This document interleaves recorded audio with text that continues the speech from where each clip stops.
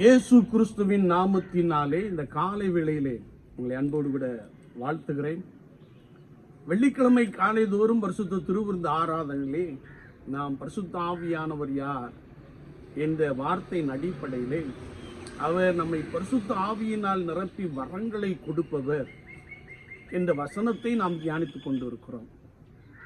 அவர் வசனத்தை போதிக்கும் வரம், அறிவை உணர்த்தும் வரம், விசுவாச வரம், இன்றைக்கு குணமாக்கும் வரத்தை அவர் கொடுக்கிறார் என்பதை பரிசுத்த வார்த்தையின் மூலமாக நாம் மிக தெளிவாக அறிந்து கொள்ள முடியும். இதற்கு ஆதாரமாக பரிசுத்த லூக்கா எழுதின சுவிசேஷம் 9ஆம் அதிகாரத்தை நாம் திருப்பிக் கொள்கின்ற பொழுது, இயேசு தம்முடைய 12 சீஷர்களையும் வரவழைத்து சகல பிசாசுகளை துரத்தவும் வியாதி உள்ளவர்களை குணமாக்கவும் அவர்களுக்கு வல்லமையையும் அதிகாரத்தையும் கொடுத்தார். தேவனுடைய ராஜ்யத்தை குறித்து பிரசங்கிக்கவும் பிடியாளிகளை சொஸ்தமாக்கவும் அவர்களை அனுப்பினார். வேத வசனத்தை நாம் ஆராய்ந்து பார்க்கின்ற பொழுது அநேக ஜனங்கள் விடுதலையை பெற்றிருக்கிறார்கள், அநேகர் சுகமடைந்திருக்கிறார்கள், அநேகர் அற்புதங்களை பெற்றிருக்கிறார்கள்.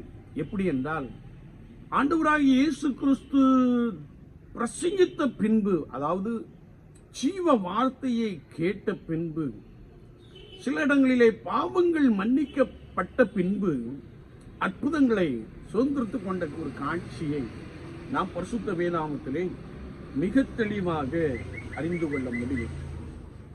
ஆண்டவர் தம்முடையவர்களை எதற்காக அழைத்தாரோ, எதற்காக தெரிந்து கொண்டாரோ, அதிலே அவர்களை வல்லமையாய் எடுத்து பயன்படுத்தினார். சீஷர்கள் புறப்பட்டு போய் கிராமங்கள் தோறும் தெரிந்து எங்கும் சுவிசேஷத்தை பிரசங்கித்து வினியாளிகளை குணமாக்கினார்கள். வசனம் அல்லது வார்த்தைக்கு பின்பு, வார்த்தையை கேட்ட பின்பு, வார்த்தையை ஏற்றுக்கொண்ட பின்பு, வார்த்தையை விசுவாசித்த பின்பு, வார்த்தையாகிய இயேசு கிறிஸ்துவை விசுவாசித்த பின்பு அங்கே அநேக அற்புதங்களும் அடையாளங்களும் நடைபெற்றதை குறித்து நாம் பரிசுத்த வேதாகமத்திலே மிக தெளிவாக அறிந்து கொள்ள முடியும். இதே பரிசுத்த லூக்கா எழுதின சுவிசேஷம் 5ஆம் அதிகாரத்தை நாம் திருப்பிக் கொள்கின்ற பொழுது 18ஆம் வார்த்தையிலே நாம் வாசிக்கிறோம், சில மனுஷர் திமிர்வாதக்காரன் ஒருவனை படுக்கையோடு எடுத்துக்கொண்டு வந்து ஆண்டவர் சுகப்படுத்தும்படியாய் அவரிடத்திலே கொண்டு வந்தார்கள்.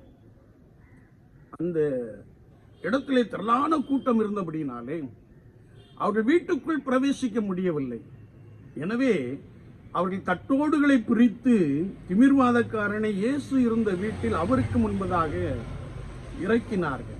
ஆண்டவராகிய இயேசு கிறிஸ்து அவனை பார்த்து சொன்னார், உன் பாவங்கள் உனக்கு மன்னிக்கப்பட்டது, நீ எழுந்து நட என்று சொன்ன மாத்திரத்திலே ஆண்டவர் அவனுக்குள்ளே அற்புதமான சுகத்தை கொடுத்தார். முதலாவது அவர் சொன்னது, உன் பாவங்கள் உனக்கு மன்னிக்கப்பட்டது. எனவே எப்பொழுது ஆண்டவர் நம்முடைய பாவத்தை மன்னிக்கிறாரோ அப்பொழுது ஆண்டவர் அற்புதமான விடுதலையை கொடுக்கிறார், அற்புதமான சுகத்தை கொடுக்கிறார் என்பதை குறித்து நாம் வேத வாக்கியங்களிலே மிக தெளிவாக அறிந்து கொள்ள முடியும். எனவேதான் ஜனங்கள் சொல்லுகிறார்கள், இன்றைக்கு நாம் அதிசயமான காரியங்களை கண்டோம், திமிர்வாதக்காரன் எழுந்து நடந்து குதிக்கின்ற காட்சியை கண்டவர்கள் நாம் அதிசயமான காரியங்களை கண்டோம் என்று சொல்லுகிற ஒரு வசனத்தை மிக தெளிவாக நாம் அறிந்து கொள்ள முடியும்.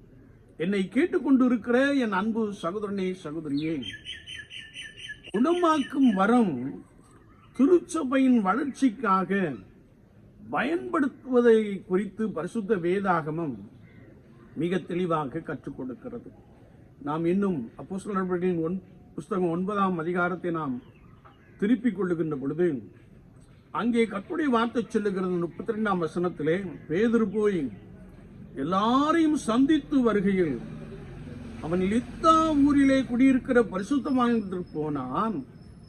அங்கே 8 வருஷமாய் கட்டிலின் மேல் திமிர்வாதம் உள்ளவனாய் கிடந்த ஐனையா என்னும் பேருள்ள ஒரு மனுஷனை கண்டான் என்று வேதம் சொல்லுகிறது. விசேஷம் என்பது தெரிந்து அல்லது தேவனுடைய இடத்திற்கு கடந்து செல்லுகிற ஒரு அனுபவம். இன்றைக்கு நாம் மிஷனரி பணித்தளங்களிலே பார்க்கின்ற பொழுது மிகப்பெரிய ரட்சிப்பு, மிகப்பெரிய விடுதலை. அநேகர் இயேசுவை சொந்த ரட்சகராக ஏற்றுக்கொண்டே இருக்கிறார்கள்.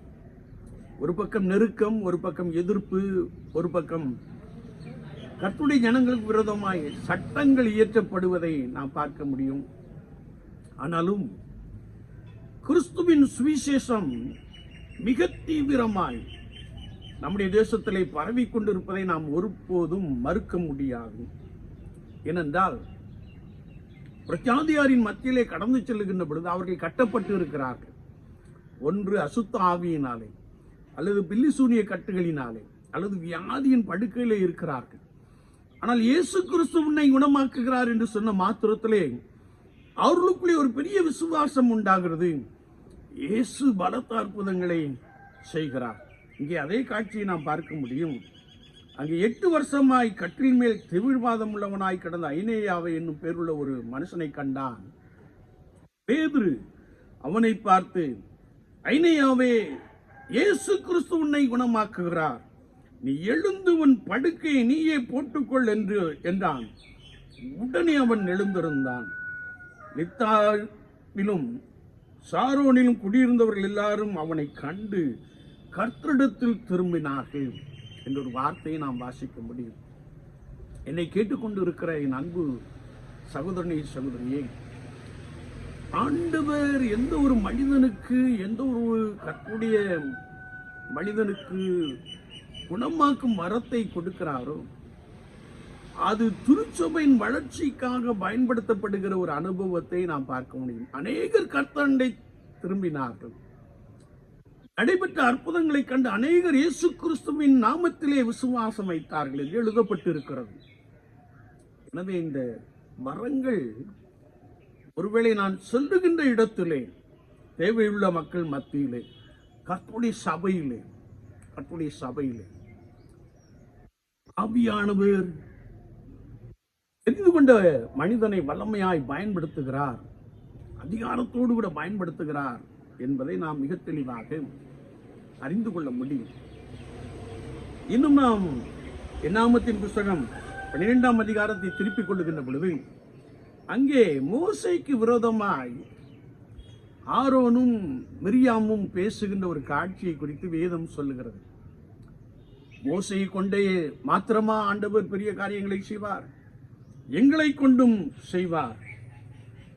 எங்களை கொண்டும் பேசினதில்லையோ என்று சொல்லுகிற ஒரு வார்த்தையை நாம் வாசிக்க முடியும். இவர்கள் மோசைக்கு விரோதமாய் பேசினதை கர்த்தர் கேட்டார். ஆரோனையும் மிரியாமையும் அழைத்தார். கர்த்தர் மேகத்திலிருந்து அவர்களோடு கூட பேசினார். மோசே என்னுடைய வீட்டில் எங்கும் உண்மை உள்ளவன், மோசே சாந்த குணம் உள்ளவன், மோசே தேவ சாயலை கண்டவன், அவனுக்கு விரோதமாய் நீங்கள் எப்படி பேசலாம் என்று சொல்லி ஆண்டவர் கோபப்பட்டார் என்று வசனம் சொல்லுகிறது. அவர் பேசிவிட்டு கடந்து சென்ற பின்பு அங்கே மிரியாம் குஷ்டரோகியாய் மாறிவிட்ட காட்சியை குறித்து நாம் பரிசுத்த வார்த்தையிலே வாசிக்க முடியும். இந்த காட்சியை மோசே பார்க்கிறார். ஆண்டவரே, இவளை குணமாக்கும் என்று கர்த்தரை நோக்கி கெஞ்சினார். எதத்தை நாம் வாசிக்கிறோம்? ஆண்டவர் அவளை குணமாக்கினார்.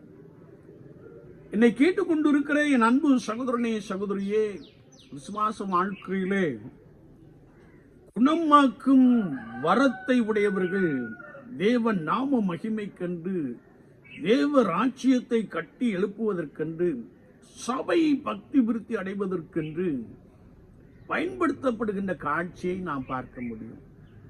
எனவேதான் நாம் அப்போஸ்தலர் நடவடிக்கைகளின் புஸ்தகத்தை நாம் திருப்பிக் கொள்ளுகின்ற பொழுது அங்கே கர்த்தருடைய வார்த்தையிலே நாம் வாசிக்கிறோம்.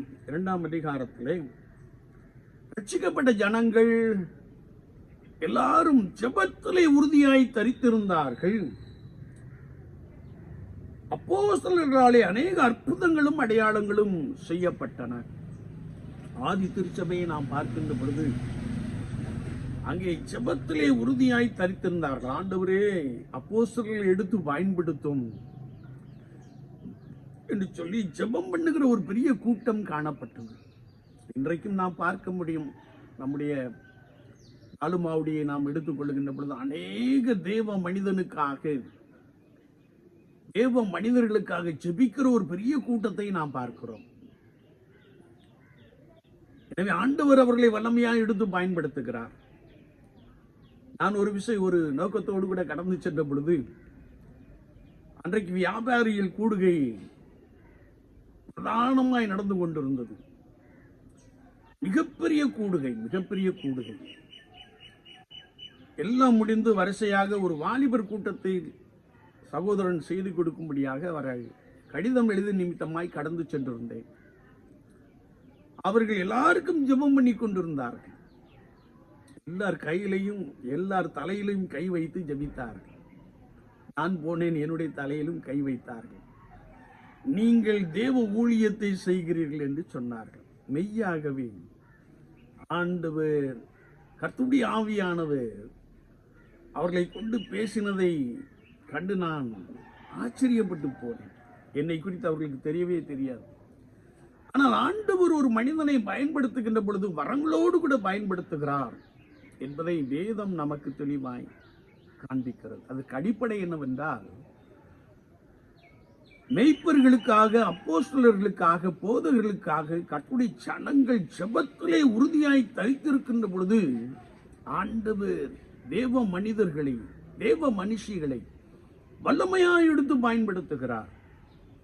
குணமாக்கும் வரங்களை உடையவர்களை ஆண்டவர் மிகுந்த வல்லமையோடு கூட எடுத்து பயன்படுத்துகிறார். தீராத நோய்கள் சுகம் பெற்று கடந்து செல்கிற அநேகரை நாம் காண முடியும். எதற்கென்றால் சபை ஆண்டவருக்குள்ளே பலப்பட, சபை கர்த்தருக்குள்ளே வளர, இயேசுவை அறியாத ஜனங்கள் விடுதலையை பெற்று சுகத்தை பெற்று கர்த்தருடைய சபையிலே சேர்க்கப்பட ஆண்டவர் இப்படிப்பட்ட வரங்களை கொடுத்திருக்கிறார். என்னை கேட்டுக்கொண்டு இருக்கிற என் அன்பு சகோதரனே, சகோதரியே, வேளை நாம் ஆலயத்திற்கு வந்து கொண்டே இருக்கிறோம், நல்லதுதான். ஆலயத்துக்கு வந்து கொண்டே இருக்கிறோம், வரணும், கட்டாயம், நல்லதுதான். ஆனால் அதை காட்டில் மேலான காரியம், யார் வாஞ்சையோடு பரிசுத்தத்தோடு கூட ஆண்டவரே என்னை நிரப்பும், வரங்களை தாரும் என்று கேட்கிறார்களோ அவர்களுக்கு ஆண்டவர் வரங்களை கொடுத்து வல்லமையா எடுத்து பயன்படுத்துகிறார். ஆண்டவருடைய நாமம் இந்த பூமியிலே மகிமைப்படும்படியான அனுபவங்கள் மிக திரளாக இருப்பதை நாம் காண முடியும். விசுவாச வாழ்க்கையிலே ஏதோ வந்தோம் போனோம் என்று அல்லாமல் மெய்யாகவே ரட்சிப்பின் அனுபவத்திலும் பரிசுத்த ஆவியின் வல்லமையிலும் நிரம்பினவர்களாக வரங்களினால் நிரப்பும் ஆண்டவரே என்று கேட்போம். கர்த்தர் நிரப்புவார். உங்களை கொண்டு திருச்சபையிலே கர்த்தர் பெரிய காரியங்களை செய்வார். அப்படிப்பட்ட மேலான அனுபவத்தை ஆண்டவர் நமக்குள்ளே நிறைவாய் கொடுப்பாராக. ஆமீன், ஆமீன். நாம் ஜெபிப்போம். நேசிக்கிற நல்ல ஆண்டவரே, இந்த வேளைக்காக நாங்கள் உமக்கு நன்றி செலுத்துகிறோம். மெய்யாகவே நாங்கள் உம்மை நோக்கி பார்க்கிறவர்களாக, உம்முடைய வரங்களை பெற்றுக் கொண்டவர்களாக காணப்பட தேவ ஆவியானவர் அனுக்கிரகம் செய்யும்படியாய் நாங்கள் வேண்டும் நிற்கிறோம். ஆதி திருச்சபையிலே சீஷர்களுக்கு அதிகாரம் கொடுத்தீர், சீஷர்களுக்கு வரங்களை கொடுத்தீர். ஆதி அப்போஸ்தலர்களுடைய வரங்களினாலே நிரப்பினீர். அநேகர் கர்த்தரண்டை திரும்பும்படியான அற்புதங்களும் அடையாளங்களும் செய்யப்பட்டது. அதே போன்று இன்றைய திருச்சபைகளிலும் கர்த்தர் பெரிய காரியங்களை செய்யும்படியாக தெரிந்து கொண்ட பாத்திரங்களை இரட்டிப்பான வல்லமையோடு கூட எடுத்து பயன்படுத்தும்படியாக நாங்கள் ஜெபிக்கிறோம். அநேகருக்குள்ளே விடுதலை உண்டாகட்டும், அநேகருக்குள்ளே சுகம் உண்டாகட்டும். ஆண்டவர் பெரிய காரியங்களை செய்வீரார். இயேசு கிறிஸ்துவின் நாமத்தில் ஜெபம் கேளும் பரிசுத்த பிதாவே. ஆமென், ஆமென்.